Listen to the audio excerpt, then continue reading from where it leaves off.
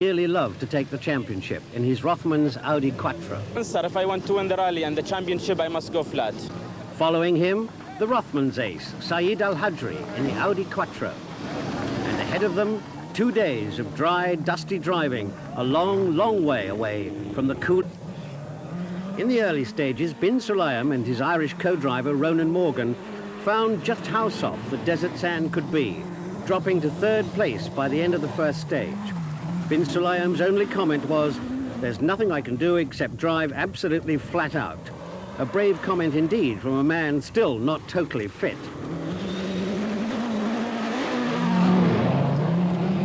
Powering into a 4-wheel drive lead was Saeed Al Hajri in the Audi. He needed to win outright and for Bin Sulayem to fail to finish to secure the Middle East Championship.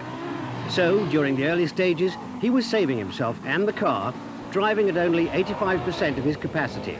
But that was fast enough for an early lead.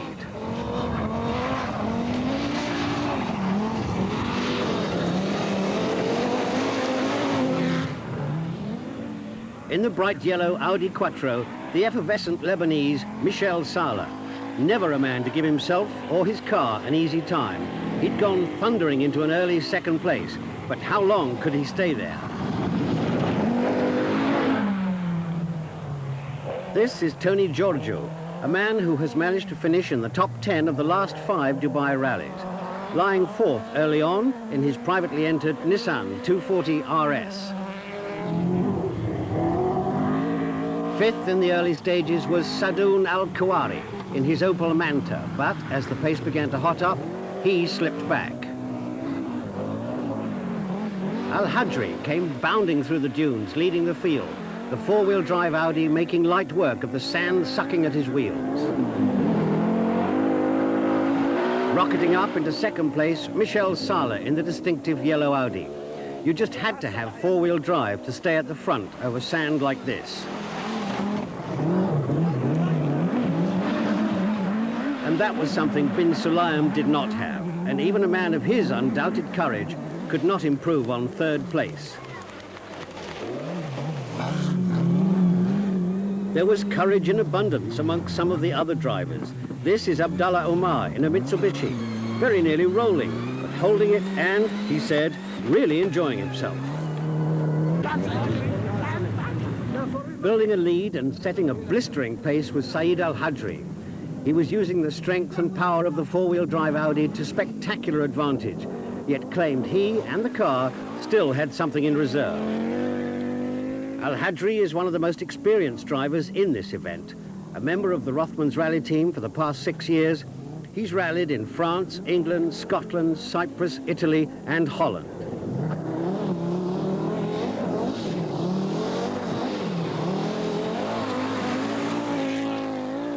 Former Gulf and Middle East rally champion, he combines experience and talent. Michel Saleh had overcome earlier tyre problems and was coping with an intercom system that had failed and was still hanging on to 2nd place, but he was about to suffer a broken gearbox on stage 8. For Bin Sulayem in the Toyota, it would mean moving up from 3rd to inherit Saleh's 2nd place. Exactly the sort of luck you need when you're trying as hard as this man.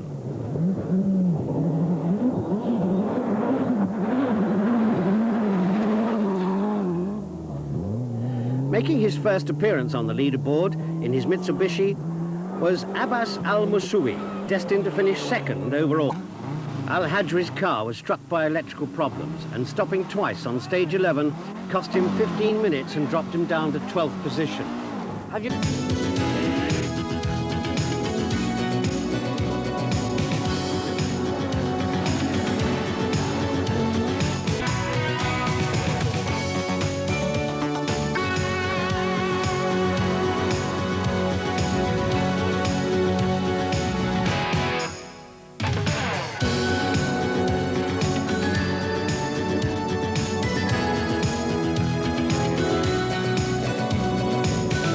Progress in the Audi was in complete contrast. Just look at the speed. Wheels almost locking under braking. Surely a portrait of a rally driver in a very great hurry.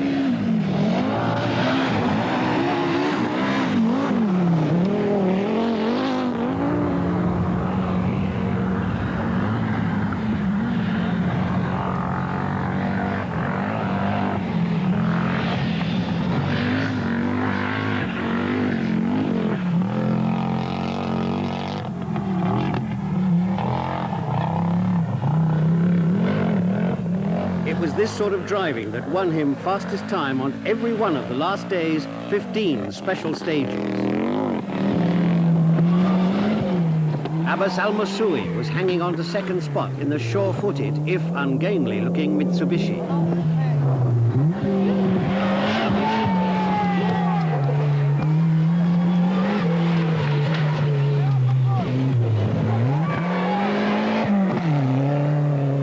John Watts lost his teammate and all chance of the team prize, but that didn't stop him taking a shortcut across the desert, much to the indignation of the crowd.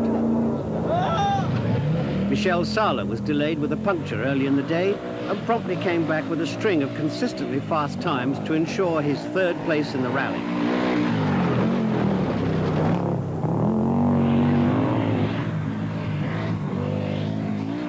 All this in spite of being down on power because of damaged exhaust pipes and a consequent flat-sounding engine note.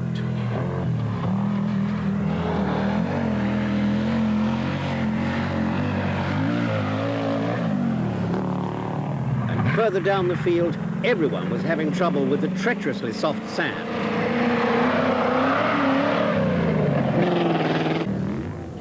But the man of the rally was surely Saeed Al Hajri, who had overcome such spirit-sapping electrical faults and still brought the Rothmans Audi home into a beautifully driven 6th place.